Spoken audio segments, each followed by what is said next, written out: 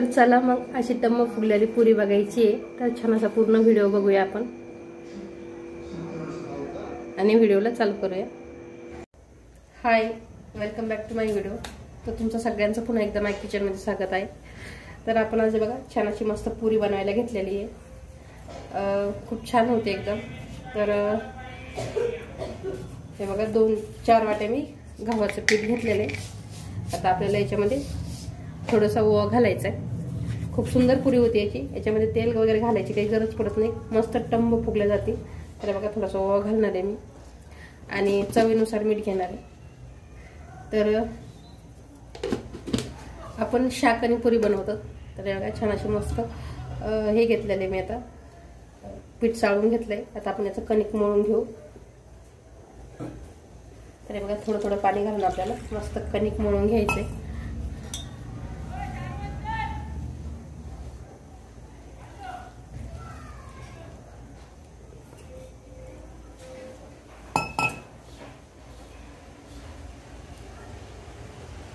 तर हे बघा छान असं आपण कणिक मळून घेऊ.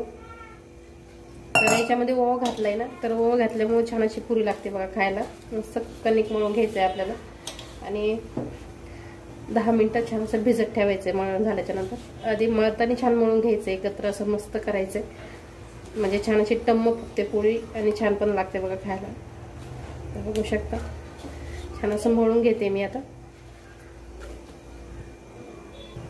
तर हे बघा असं छान असं मूठ देऊ देऊ आपल्याला मळून घ्यायचं हे पीठ.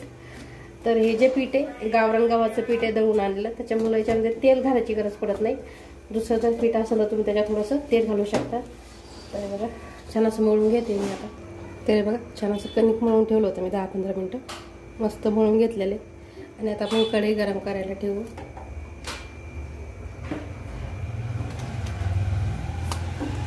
तर इकडे बघा मस्त शाक पण रेडी झालेली याची आता बटाट्याची. टमॅटो आणि बटाटा छान अशी शाक रेडी झाली. आता आपल्याला पुरी बनवायला घ्यायची. छान शिजत आली पण मस्त खूप सुंदर लागते अशी शाक खायला.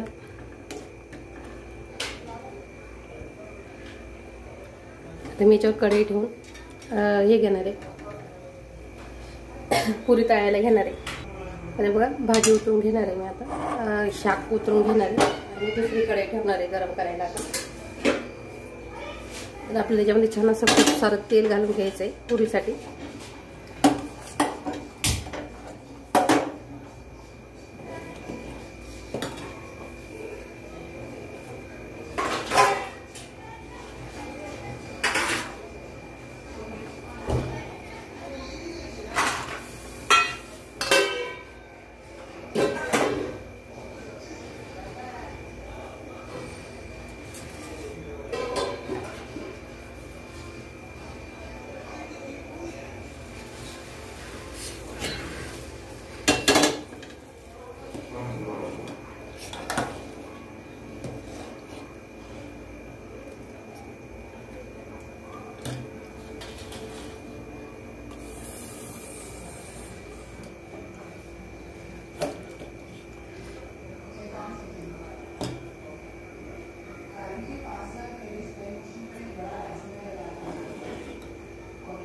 तर इकडे बघू शकता छान अशी खीर पण रेडी झालेली. आता रातचा मस्त बेत खीर पुरी आणि शाकचा बेत होता. तर बघा छान अशी खीर पण रेडी झालेली आहे.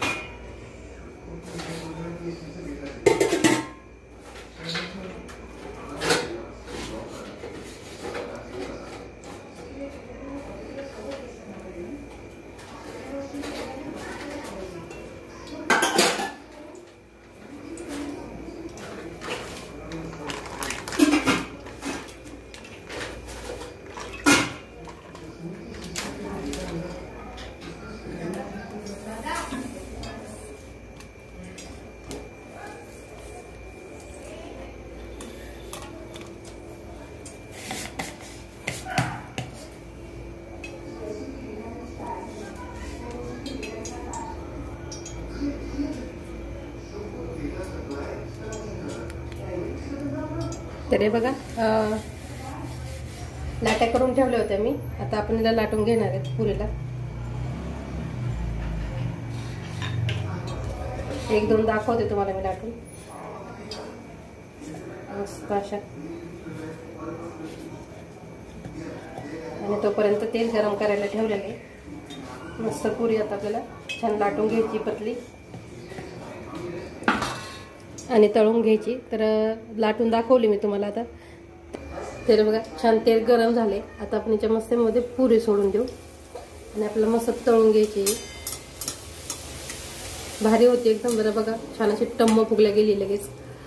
तर याच्यामध्ये मी तेल वगैरे काहीच नाही घातलेलं, तरी बघू शकता तुम्ही पुरी किती सुंदर झाली. तर आपल्याला अशाच सगळ्या पुऱ्या करून घ्यायच्या. आता हे बघा खूप मस्त आली. तर ह्या प्रकारे तुम्ही करून बघा. आणि गिरणीतून दळून आणलेलं जर पीठ असेल तर अशा पुऱ्या होतात. आणि जर आपल्या जर याचं पीठ म्हणजे दुसरं जर पीठ असेल ना, कणिक जर दुसरं असलं ना, तर त्याच्यामध्ये थोडंसं तेल घालावंच लागतं, म्हणजे छान अशा पुऱ्या होतात. तर हे बघा अशा छान प्रकारे मस्त टम्म फुगल्या गेलेली पुरी. तर हे बघा अजून एक पुरी दाखवते मी तुम्हाला. तर अशा प्रकारे पुऱ्या करून बघा तुम्ही. छान अशा मस्त पुऱ्या फुगल्या जातात बघा. खूप हे करायची गरज पडत नाही. मस्त छान अशी टम्म फुगल्या जाते पुरी. आणि ओव्याची पुरी खूप छान लागते माझ्यासोबत खायला. तर आता आपल्या ज्या पुऱ्या आहेत मस्त रेडी झालेल्या आहेत. आवडल्या असेल तर नक्की एक लाईक करायचे आणि एक सबस्क्राईब करायचे. तर हे बघू शकता छान अशी थाळी सजवली मी. तर ही भाजी शाक आहे, खीर, भात आणि अशा मस्त टम्म फुगलेल्या पुऱ्या आहेत. तर तुम्हाला या पुऱ्याची रेसिपी दाखवलेली मी आज. आवडली असेल तर नक्की लाईक करायचे. चला बाय.